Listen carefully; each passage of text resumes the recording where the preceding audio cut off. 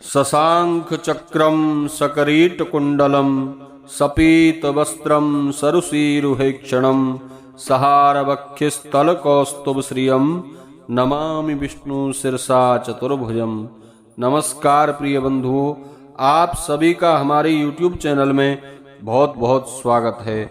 आज के इस वीडियो में आप श्रवण करेंगे श्री सत्यनारायण व्रत कथा। जो मनुष्य अपने जीवन में सत्यनारायण व्रत को धारण करता है, जो मनुष्य अपने जीवन में सत्य के मार्ग पर चलता है, जो मनुष्य अपने जीवन में सत्य को उतारता है, उसके मन की समस्त शुभकामनाएं पूर्ण होती हैं और भगवान सत्यनारायण की कृपा उसके ऊपर सदा सर्वदा बनी रहती है।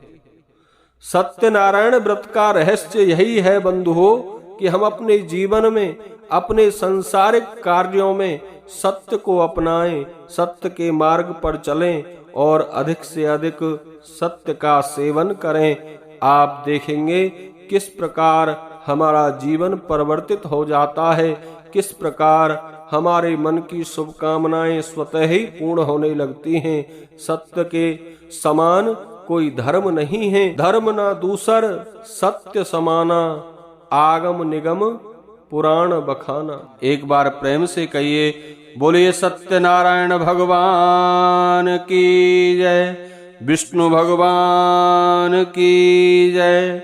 बंधुओं, एक बार नैमिषारण्य तीर्थ में सौनकादि 88,000 ऋषियों ने श्री सूत जी महाराज से पूछा कि हे प्रभु, इस कलयुग में वेद विद्या रहित मनुष्यों को प्रभु भक्ति किस प्रकार मिले तथा उनका उद्धार कैसे हो। इसलिए हे मुनि श्रेष्ठ, कोई ऐसा तप कहिए जिससे थोड़े समय में पुण्य प्राप्त हो तथा मनवांचित फल मिले। ऐसी कथा सुनने की हमारी इच्छा है। तब सर्वशास्त्र ज्ञाता श्री सूत जी बोले, हे वैष्णवों में पूज्य, आपने संसार के सभी प्राणियों के हित की बात पूछी है। अब मैं आप लोगों को उस श्रेष्ठ व्रत को कहूंगा जिस व्रत को नारद जी ने भगवान लक्ष्मी नारायण से पूछा था और लक्ष्मीपति ने मुनि श्रेष्ठ नारद से कहा था। सो ध्यान से सुनो। एक समय योगीराज नारद जी दूसरों के हित की इच्छा से अनेक लोकों में घूमते हुए मृत्यु लोक में आ पहुंचे। यहाँ अनेक योनियों में जन्मे हुए प्राय सभी मनुष्यों को अपने अपने कर्मों के द्वारा अनेकों प्रकार के दुखों से दुखी देखकर नारद जी ने मन में विचार किया कि किस यतन के करने से इन प्राणियों का दुख दूर हो सकता है। ऐसा मन में सोचकर नारद मुनि भगवान विष्णु के लोक को गए। वहां श्वेत वर्ण और 4 भुजाओं वाले देवों के ईश नारायण को देखकर, जिनके हाथों में शंख चक्र गदा और पद्म थे, वनमाला पहने हुए थे, नारद जी महाराज देखकर स्तुति करने लगे। बोले, हे भगवान, आप अत्यंत शक्ति से संपन्न हैं। मन तथा वाणी भी आपको नहीं पा सकती। आपका आदि मध्य अंत नहीं है। हे निर्गुण स्वरूप, सृष्टि के कारण सब भक्तों के कष्टों को दूर करने वाले प्रभु, आपको मेरा नमस्कार है। नारद जी से इस प्रकार स्तुति सुनकर भगवान विष्णु बोले, हे मुनि श्रेष्ठ, आपके मन में क्या है? किस काम के लिए आपका यहाँ आगमन हुआ है? सो निसंकोच कहो। तब नारद मुनि बोले, भगवान, मृत्यु लोक में सभी मनुष्य जो अनेकों योनियों में पैदा हुए हैं, अनेकों प्रकार के दुखों से दुखी हो रहे हैं। हे नाथ, यदि आप मुझ पर दया रखते हो तो बतलाइए, उन मनुष्यों के सब दुख थोड़े से ही प्रयत्न से कैसे दूर हो सकते हैं। नारद मुनि की बात सुनकर भगवान विष्णु बोले, हे नारद, संसार के मनुष्यों की भलाई के लिए तुमने ये बहुत अच्छा प्रश्न किया है। जिस काम को करने से मनुष्य मोह से छूट जाता है, मैं वह कहता हूं, सुनो।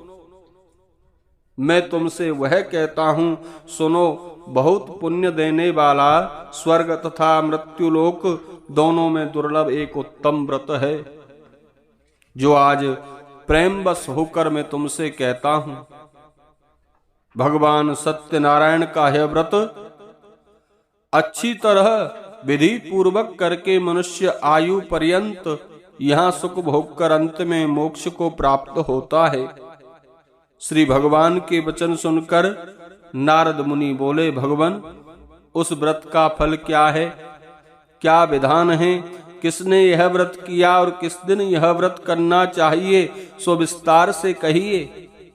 भगवान बोले, दुख शोक आदि को दूर करने वाला, धन धान्य को बढ़ाने वाला, सौभाग्य तथा संतान को देने वाला यह व्रत सब स्थानों पर विजयी करने वाला है। किसी भी दिन मनुष्य ब्राह्मणों और बंधुओं के साथ धर्मपरायण होकर पूजा करे, भक्ति भाव से नैवेद्य केले का फल, घी, दूध और गेहूं का चून सबाया लेवे। गेहूं के अभाव में साठी का चून, शक्कर तथा गुड़ ले और सब भक्षण योग्य पदार्थों को एकत्रित करके भगवान को अर्पण कर देवे तथा बंधुओं सहित ब्राह्मणों को भोजन कराए, पश्चात स्वयं भोजन करे और नृत्य गीत आदि का आचरण करते हुए सत्यनारायण भगवान का स्मरण करते हुए समय व्यतीत करे। इस तरह व्रत करने पर मनुष्यों की इच्छा निश्चय ही पूरी होती है। विशेषकर कलकाल में भूमि पर यही एक मोक्ष का सरल उपाय है। बोलिए सत्यनारायण भगवान की जय। दूसरा अध्याय। श्री सूत जी बोले, हे ऋषियों, जिसने पहले समय में इस व्रत को किया है, अब उनका इतिहास कहता हूँ, ध्यान से सुनो। सुंदर काशीपुरी नगरी में एक अत्यंत निर्धन ब्राह्मण रहता था। वह भूख प्यास से बेचैन हुआ नित्य पृथ्वी पर घूमता था। ब्राह्मणों से प्रेम करने वाले भगवान ने ब्राह्मण को दुखी देखकर बूढ़े ब्राह्मण का रूप धरकर उसके पास जाकर आदर से पूछा, हे विप्र, नित्य दुखी हुआ पृथ्वी पर क्यों घूमता है? हे श्रेष्ठ ब्राह्मण, यह सब मुझसे कहो, मैं सुनना चाहता हूं। ब्राह्मण बोला, भगवान, मैं निर्धन ब्राह्मण हूं, भिक्षा के लिए पृथ्वी पर फिरता हूं, परंतु आप इस भिक्षावृत्ति से छुटकारा पाने का कोई उपाय जानते हैं तो कृपा करके कहें। वृद्ध ब्राह्मण बोला कि हे ब्राह्मण, सत्यनारायण भगवान का पूजन करो, क्योंकि भगवान सत्यनारायण मन वांछित फल देने वाले हैं। इसलिए तुम उनका पूजन करो, व्रत करो, जिसके करने से मनुष्य सब दुखों से मुक्त हो जाता है। व्रत का सारा विधान बतलाकर बूढ़े ब्राह्मण का रूप धारण करने वाले सत्यनारायण भगवान वहां से अंतर ध्यान हो गए और जिस व्रत को वृद्ध ब्राह्मण ने बतलाया है मैं उसको करूंगा, यह निश्चय करने पर उसे रात में नींद भी नहीं आई। वह सवेरे ही उठा, सत्यनारायण भगवान के व्रत का निश्चय कर भिक्षा के लिए चला। उस दिन उसको भिक्षा में बहुत सा धन मिला, जिससे अपने बंधु बांधवों के साथ भगवान सत्यनारायण का व्रत किया और इस व्रत के करने से वह ब्राह्मण सब दुखों से छूटकर अनेक प्रकार की संपत्तियों से युक्त हुआ। उस समय से वह ब्राह्मण हर मास व्रत करने लगा। इस तरह सत्यनारायण भगवान के व्रत को जो करेगा वह मनुष्य सब दुखों से छूट जाएगा। सूत जी कहते हैं शौनकादि ऋषियों से, बोले ऋषियों, इस तरह नारद जी से नारायण भगवान का कहा हुआ व्रत मैंने तुमसे कहा है, अब और क्या सुनना चाहते हो? शौनकादि ऋषि बोले, हे मुनीश्वर, संसार में इस ब्राह्मण से सुनकर किस किसने इस व्रत को किया, हम उन सब की भी कथा सुनना चाहते हैं। इसके लिए हमारे मन में बड़ी श्रद्धा है। श्री सूत जी बोले, हे मुनियों, अब मैं और लोगों की कथा सुनाता हूँ जिन्होंने पहले समय में उस ब्राह्मण से सुनकर इस सत्यनारायण व्रत को किया। बोले एक समय एक ब्राह्मण धन और ऐश्वर्य के अनुसार बंधु बांधवों के साथ व्रत करने को तैयार हुआ कि उसी समय एक लकड़ी बेचने वाला बूढ़ा आदमी वहां आया। भार लकड़ियों को रखा, ब्राह्मण के मकान में गया। ब्राह्मण को व्रत करते हुए देखकर ब्राह्मण को नमस्कार कर कहने लगा कि आप यह क्या कर रहे हैं और इसके करने से क्या फल मिलता है, सो कृपा करके मुझसे कहो। ब्राह्मण ने कहा, सब मनोकामनाओं को पूरा करने वाला यह सत्यनारायण भगवान का व्रत है। इस व्रत की ही कृपा से मेरे यहाँ धन धान्य आदि की वृद्धि हुई है। ब्राह्मण से व्रत के बारे में जानकर लकड़हारा बहुत प्रसन्न हुआ। चरणामृत लेकर प्रसाद खाने के बाद अपने घर गया और लकड़हारे ने आज मन में संकल्प कर लिया कि गांव में लकड़ी बेचने से जो धन मिलेगा उसी धन से मैं भगवान सत्यनारायण का व्रत करूंगा। ऐसा मन में सोचकर वह बूढ़ा आदमी लकड़ियों को अपने सिर पर रखकर जिस नगर में धनवान लोग रहते थे वह ऐसे नगर में गया। भगवान सत्यनारायण की कृपा से आज उसे उन लकड़ियों का दाम पहले से कई गुना ज्यादा मिला। तब वह बूढ़ा लकड़हारा दाम ले और अति प्रसन्न होकर पके केले, शक्कर, घी, दूध, दही इत्यादि भगवान सत्यनारायण के व्रत की सभी सामग्रियों को लेकर अपने घर गया। घर जाकर अपने बंधु बांधवों के साथ भगवान सत्यनारायण का व्रत किया, पूजन किया। इस व्रत के प्रभाव से वह बूढ़ा लकड़हारा धन पुत्र आदि से युक्त हुआ और संसार के समस्त सुख भोग कर अंत में वैकुंठ को गया। बोलिए सत्यनारायण भगवान की जय। तीसरा अध्याय। श्री सूत जी बोले, हे श्रेष्ठ मुनियों, अब आगे की कथा कहता हूं, सुनो। पहले समय में उल्का मुख नाम का एक बुद्धिमान राजा था। वह सत्यवक्ता और जितेंद्रिय था। प्रतिदिन देवस्थानों पर जाता, गरीबों को धन देकर उनके कष्ट दूर करता और उसकी पत्नी भी कमल के समान मुखवाली और सती साध्वी थी। भद्रशिला नदी के तट पर उन दोनों ने एक बार भगवान सत्यनारायण का व्रत किया। उसी समय वहां एक साधु नामक वैश्य जो अपनी नाव को नदी के किनारे पर ठहराकर राजा के पास आया। राजा को व्रत करते हुए देखकर विनय के साथ पूछने लगा, हे राजन, भक्ति युक्त चित्त से यह आप क्या कर रहे हैं, सो मेरी सुनने की इच्छा है, कृपा करके कहो। राजा बोला, हे साधु, अपने बंधु बांधवों के साथ पुत्र आदि की प्राप्ति के लिए यह महाशक्तिवान भगवान सत्यनारायण का व्रत व पूजन किया जा रहा है। राजा के वचन सुनकर साधु आदर के साथ बोला, हे राजन, मुझसे भी इस व्रत का सब विधान कहो, मैं भी आपके कथन अनुसार इस व्रत को करूंगा, क्योंकि मेरे भी कोई संतान नहीं है और शायद मुझे भी संतान की प्राप्ति हो जाए। राजा से सब विधान सुन व्यापार से निवृत्त हो साधु आनंद के साथ अपने घर गया और घर जाकर अपनी स्त्री को संतान देने वाले इस व्रत का समाचार सुनाया और कहा कि जब हमारे संतान होगी तब हम भगवान सत्यनारायण का व्रत करेंगे। ऐसे वचन साधु ने अपनी स्त्री लीलावती से कहे।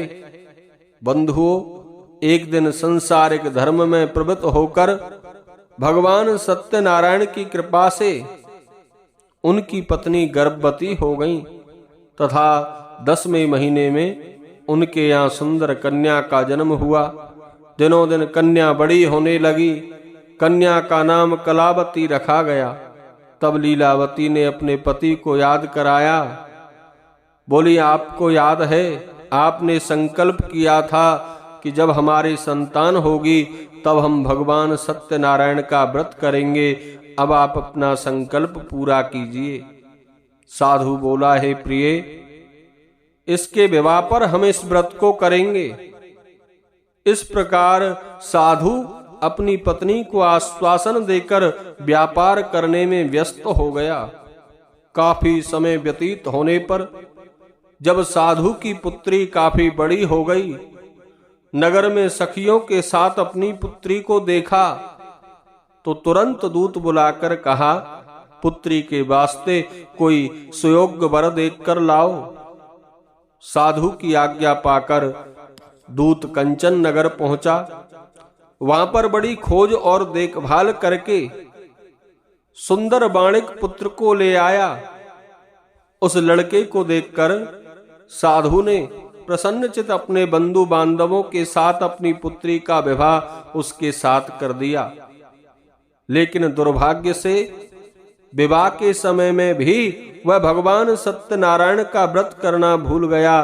तब श्री भगवान क्रोधित हो गए, श्राप दिया, तुम्हें दारुण दुख प्राप्त होगा। अपने कार्य में कुशल साधु अपने जमाई के सहित समुद्र के समीप स्थित रतनपुर नगर में गया और चंद्रकेतु राजा के उस नगर में दोनों ससुर जमाई व्यापार करने लगे। एक रोज भगवान सत्यनारायण की माया से प्रेरित कोई चोर राजा के धन को चुराकर भागा जा रहा था, किंतु राजा के दूतों को अपने पीछे आता हुआ देखकर चोर ने घबराकर भागते हुए राजा के धन को वहीं चुपचाप रख दिया जहां वो ससुर जमाई ठहरे हुए थे।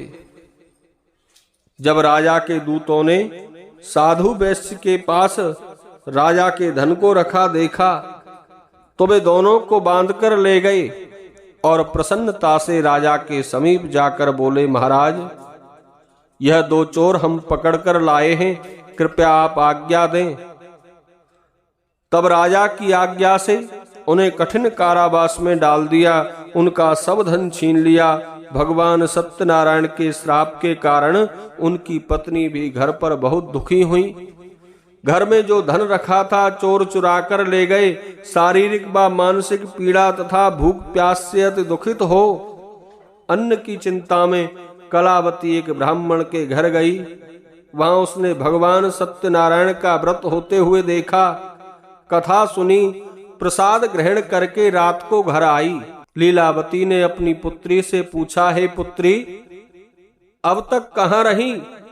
कलावती बोली, हे माता, मैंने एक ब्राह्मण के घर सत्यनारायण भगवान का व्रत होते हुए देखा है। कलावती की बात सुनकर लीलावती को याद आया, उसे अपनी गलती का एहसास हुआ। हमने भी सोचा था भगवान सत्यनारायण का व्रत करने का संकल्प किया था, लेकिन अभी तक व्रत नहीं किया। शायद इसी कारण ऐसा कठिन दुख हमें प्राप्त हुआ है। लीलावती ने भगवान सत्यनारायण के पूजन की तैयारी की। अपने परिवारजनों को बुलाकर भगवान सत्यनारायण का व्रत किया, पूजन किया। साथ ही प्रार्थना की कि हे प्रभु, हम सबका अपराध क्षमा करो और मेरे पति और दामाद शीघ्र ही घर लौटकर आ जाएं। बंधुओं, भगवान सत्यनारायण इस व्रत से संतुष्ट हो गए। राजा चंद्रकेतु को स्वप्न में जाकर भगवान सत्यनारायण ने दर्शन दिया और कहा, राजन, दोनों वैश्यों को जो तुमने पकड़ा है वह निर्दोष हैं, उन्हें प्रातः ही छोड़ दो और उनका सब धन जो तुमने ग्रहण किया है उसे वापस दे दो, नहीं तो मैं तेरा धन, राज्य, पुत्र आदि सब नष्ट कर दूंगा। राजा से ऐसे वचन कहकर भगवान अंतर ध्यान हो गए। प्रातः काल राजा चंद्रकेतु ने सभा में आके अपना स्वप्न सुनाया। फिर दोनों बाणिक पुत्रों को कैद से मुक्त करके सभा में बुलाया। दोनों ने आते ही राजा को नमस्कार किया। राजा मीठे वचनों से बोला, हे महान भावो, कारण बस ऐसा कठिन दुख तुम्हें प्राप्त हुआ है, परंतु अब तुम्हें कोई भय नहीं है। ऐसा कहकर राजा ने उनको नए नए वस्त्र आभूषण पहनाए तथा उनका जितना धन लिया था उससे दुगना धन देकर विदा कर दिया। दोनों वैश्य अपने घर की ओर चल दिए। बोलिए सत्यनारायण भगवान की जय, विष्णु भगवान की जय। श्री सूत जी बोले, वैश्य ने मंगलाचार करके यात्रा प्रारंभ की और अपने नगर की ओर चला। उनके थोड़ी दूर निकलने पर दंडी वेशधारी भगवान सत्यनारायण ने उनसे पूछा, हे साधु, तेरी नाभ में क्या है? अभिमानी बाणिक हंसता हुआ बोला, हे दंडी, आप क्यों पूछते हो? क्या धन लेने की इच्छा है? मेरी नाभ में तो बेल पत्ते आदि भरे हुए हैं। वैश्य का कठोर वचन सुनकर दंडी भगवान ने कहा, तुम्हारा वचन सत्य हो। और ऐसा कहकर दंडी वहां से चले गए और कुछ दूर जाकर समुद्र के किनारे पर बैठ गए। नित्य क्रिया करने के बाद जब वैश्य ने नाव को ऊंची उठी देखा तो अचंभे में पड़ गया और नाव में बेल पत्ते आदि देखकर मूर्छित होकर जमीन पर गिर पड़ा। मूर्छा खुलने पर शोक प्रकट करने लगा, रोने बिलखने लगा। तब उसका दामाद बोला, आप शोक ना करें, यह दंडी का श्राप है, अतः हमें उनकी शरण में चलना चाहिए, तभी हमारी मनोकामना पूरी होगी। दामाद के वचन सुनकर साधु बाणिक दंडी भगवान के पास पहुंचा और अत्यंत भक्तिभाव से नमस्कार करके बोला, हे भगवान, मैंने जो आपसे असत्य वचन कहे थे उनके लिए मैं क्षमा चाहता हूँ। ऐसा कहकर महान शोकातुर हो रोने लगा। तब दंडी भगवान बोले, हे बाणिक पुत्र, मेरी आज्ञा से बार बार तुम्हें कठिन दुख प्राप्त हुआ है, क्योंकि तू मेरी पूजा से विमुख हुआ है। साधु बोला, हे भगवान, आपकी माया से मोहित ब्रह्मा आदि आपके रूप को नहीं जानते, तब मैं अज्ञानी कैसे जान सकता हूँ? आप प्रसन्न होइए, मैं अपने सामर्थ्य के अनुसार आपकी पूजा करूंगा। मेरी रक्षा करो और पहले के समान ही नौका में धन भर दो। उसके भक्ति युक्त वचन सुनकर दंडी वेशधारी भगवान सत्यनारायण प्रसन्न हो गए और इच्छा अनुसार वर देकर वहां से अंतर ध्यान हो गए। साधु ने नाव पर आकर देखा कि नाव पहले के समान ही धन से भरी हुई है। फिर वह अपने साथियों सहित अपने नगर की ओर चला। जब अपने नगर के निकट पहुंचा तब दूत को घर भेजा। दूत ने साधु के घर जा उसकी स्त्री को नमस्कार करके कहा, आपके पति और दामाद नगर के समीप आ गए हैं।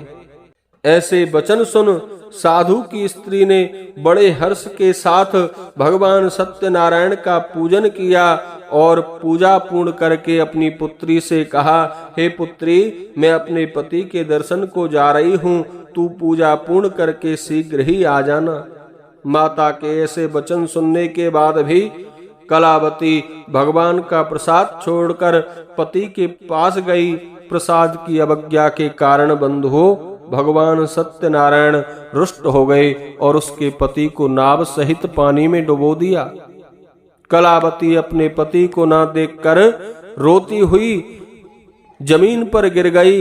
इस तरह नौका को डूबा हुआ तथा कन्या को रोता देख साधु दुखित हो बोला, हे प्रभो, मुझसे या मेरे परिवार से जो भूल हुई है उसे क्षमा करो। उसके दीन वचन सुनकर सत्यदेव भगवान प्रसन्न हो गए। आकाशवाणी हुई, हे साधु, तेरी कन्या मेरे प्रसाद को छोड़कर आई है, इसलिए इसका पति अदृश्य हुआ है। यदि वह घर जाकर प्रसाद खाकर लौटे तो इसे पति अवश्य मिलेगा। ऐसी आकाशवाणी सुनकर कलावती ने घर पहुंचकर प्रसाद खाया, आकर पति के दर्शन किए। तत्पश्चात वैश्य परिवार प्रत्येक पूर्णिमा और संक्रांति को भगवान सत्यनारायण का व्रत व पूजन करने लगा और फिर इस लोक में सुख भोग कर अंत में स्वर्ग को गया। बोलिए सत्यनारायण भगवान की जय। श्री सूत जी बोले, हे ऋषियों, मैं और भी कथा कहता हूँ, सुनो। प्रजा पालन में लीन एक तुंगध्वज नाम का राजा था। उसने भी भगवान सत्यनारायण का प्रसाद त्याग कर बहुत दुख पाया। राजा एक बार वन में गया और वन में वन्य पशुओं को मारकर बड़ के पेड़ के नीचे आया। वहां उसने ग्वालों को भक्ति भाव से भगवान सत्यनारायण का व्रत व पूजन करते हुए देखा। लेकिन राजा देखकर भी अवमानवश वहां नहीं गया और ना ही नमस्कार किया। जब ग्वालों ने भगवान का प्रसाद उसके सामने रखा तो वह प्रसाद को त्याग कर अपनी नगरी को चला गया और जैसे ही अपने नगर में पहुंचा तो उसने अपना राजपाट सब कुछ नष्ट पाया। तब वह जान गया कि यह सब भगवान ने किया है। तब वह विश्वास कर ग्वालों के समीप गया, फिर विधि के साथ भगवान सत्यनारायण का पूजन किया, प्रसाद ग्रहण किया। नगर में वापस आकर देखा तो सब कुछ पहले जैसा था वैसा ही हो गया और फिर दीर्घ काल तक सुख भोग कर अंत में स्वर्ग को गया। जिन लोगों ने सत्यनारायण व्रत को किया, अब उनके दूसरे जन्म की कथा कहता हूं। वृद्ध सतानंद नामक ब्राह्मण सुदामा का जन्म पाकर मोक्ष को प्राप्त किया। उल्का मुख नाम के राजा ने राजा दशरथ के रूप में जन्म लेकर वैकुंठ को प्राप्त किया और साधु नाम के वैश्य ने मोरध्वज बनकर अपने पुत्र को आरे से चीरकर मोक्ष को प्राप्त किया और महाराज तुंगध्वज ने स्वयंभू होकर भगवान में भक्ति युक्त कर्म करके मोक्ष को प्राप्त किया। बोलिए सत्यनारायण भगवान की जय।